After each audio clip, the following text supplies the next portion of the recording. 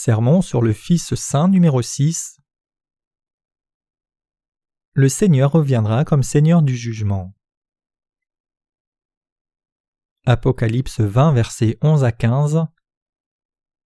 Puis je vis un grand trône blanc et celui qui était assis dessus. La terre et le ciel s'enfuirent devant sa face, et il ne fut plus trouvé de place. Et je vis les morts, les grands et les petits, qui se tenaient devant le trône. Des livres furent ouverts. Et un autre livre fut ouvert, celui qui est le livre de vie. Et les morts furent jugés selon leurs œuvres, d'après ce qui était écrit dans ces livres. La mer rendit les morts qui étaient en elle, la mort et le séjour des morts rendirent les morts qui étaient en eux, et chacun fut jugé selon ses œuvres. Et la mort et le séjour des morts furent jetés dans les temps de feu. Quiconque ne fut pas trouvé écrit dans le livre de vie fut jeté dans les temps. Ce monde sera jugé par le Seigneur pour ses péchés. En particulier, nous devons porter attention au fait que le Seigneur lui-même sera l'exécuteur du jugement dernier.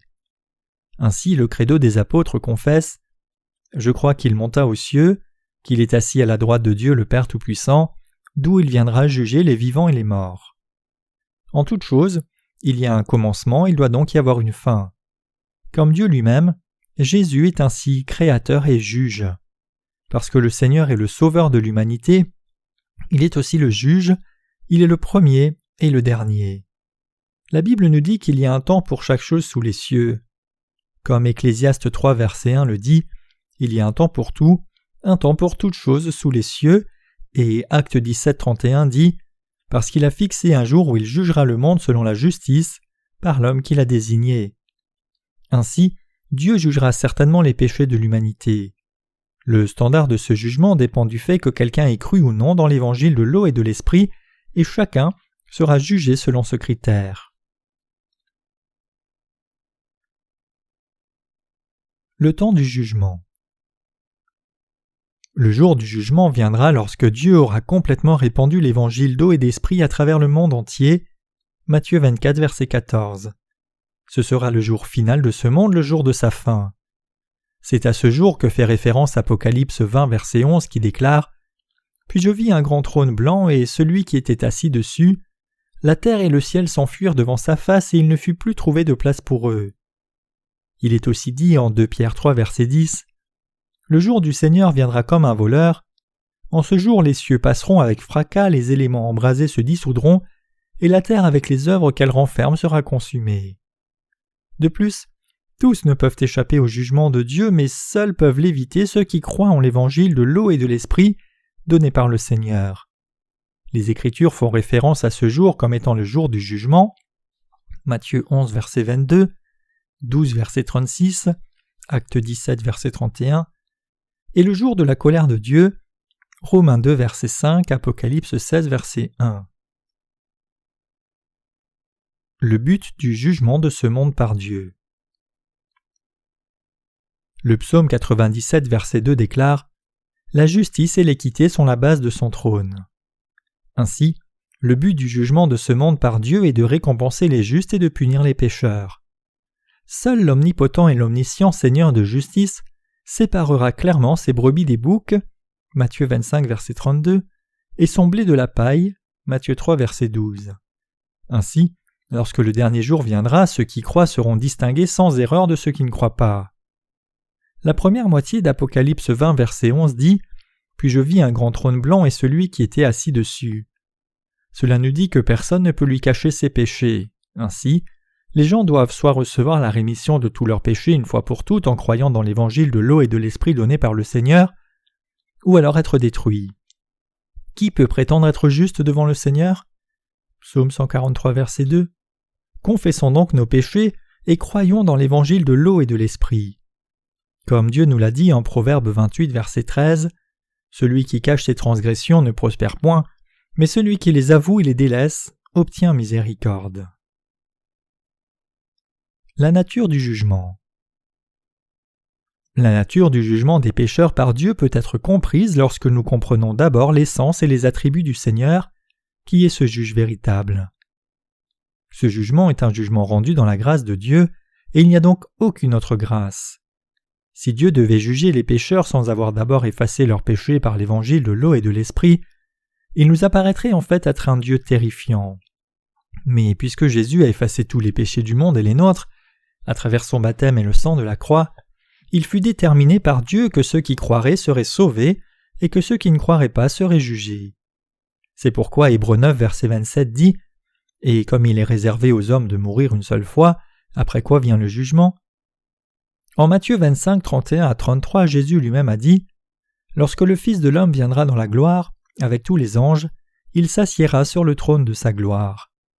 Toutes les nations seront assemblées devant lui, il séparera les uns d'avec les autres comme le berger sépare les brebis d'avec les boucs, il mettra les brebis à sa droite et les boucs à sa gauche. » Il a aussi déclaré au verset 46 « Ceux-ci iront au châtiment éternel, mais les justes à la vie éternelle. » Parce que nous sommes des êtres mortels limités, alors même que nous croyons, dans notre manque de compréhension et notre disposition impétueuse, nous souhaitons que tous les problèmes de ce monde puissent être résolus.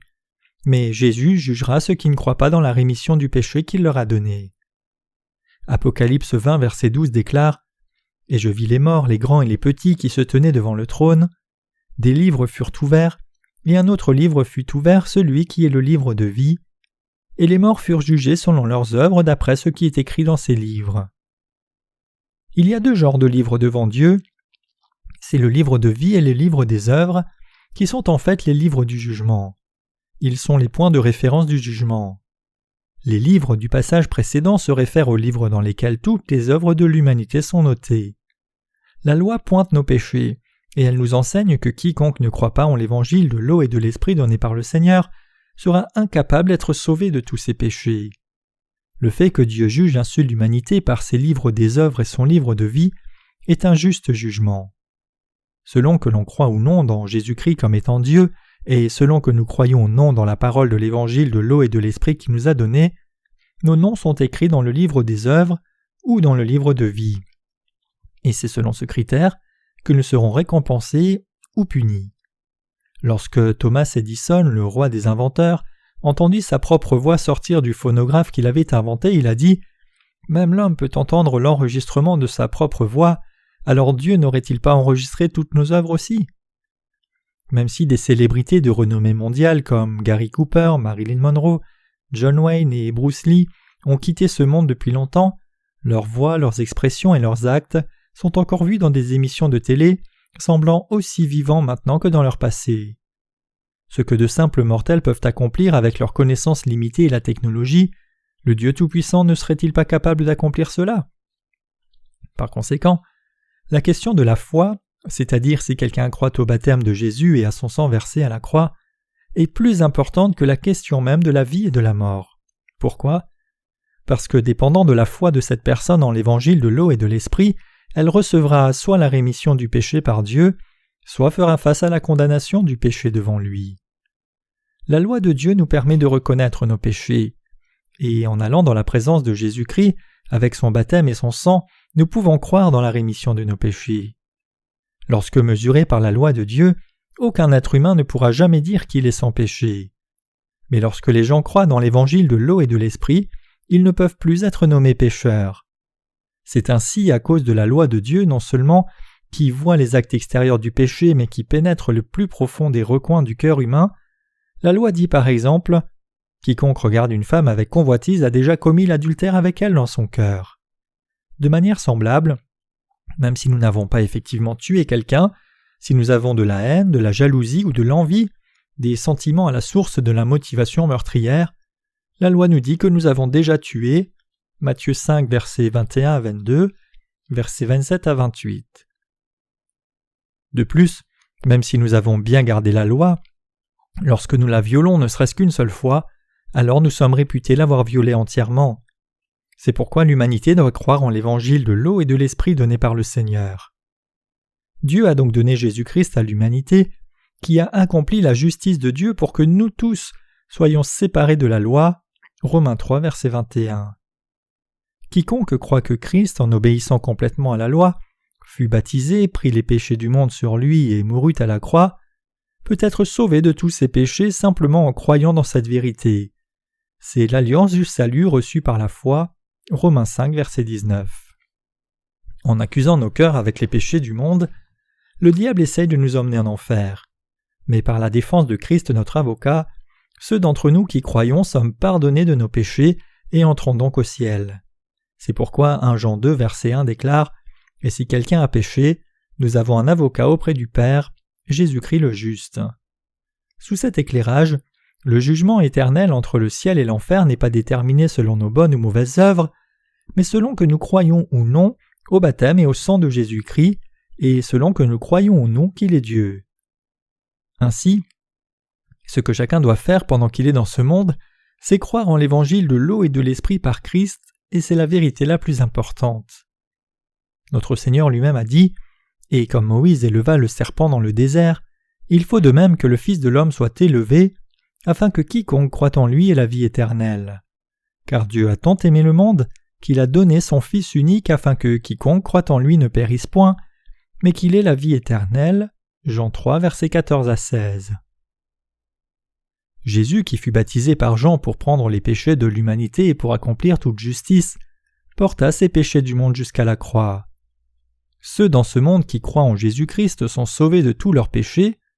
Parce que Jésus fut baptisé comme substitut pour porter les péchés de l'humanité et qu'il mourut à la croix, même un voleur meurtrier comme Barabbas pouvait être sauvé. Ainsi l'humanité peut éviter le jugement uniquement en retournant à Christ aussi vite que possible et en croyant en lui. Pendant leur vie, tous les êtres humains se tiennent à un carrefour de chemin où ils doivent choisir entre deux voies avec deux destinations opposées, la destruction éternelle et la vie éternelle.